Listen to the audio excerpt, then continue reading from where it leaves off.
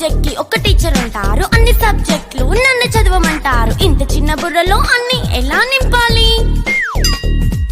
Class work, home work, fair notes అంటారు. Subject కి 3 books పెట్టి బ్యాగ్ నింపుతారు. ఇన్ఫాక్ట్ నా బరువు కన్నా నా బ్యాగ్ బరువే ఎక్కువ.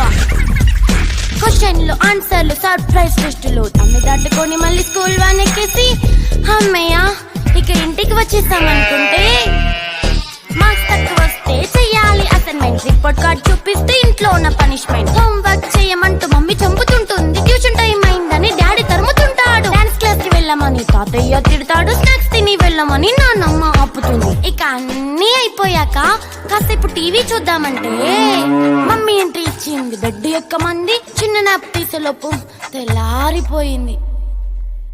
అయ్యో మళ్ళీ మొదలు ఈ స్కూల్ కష్టాలు.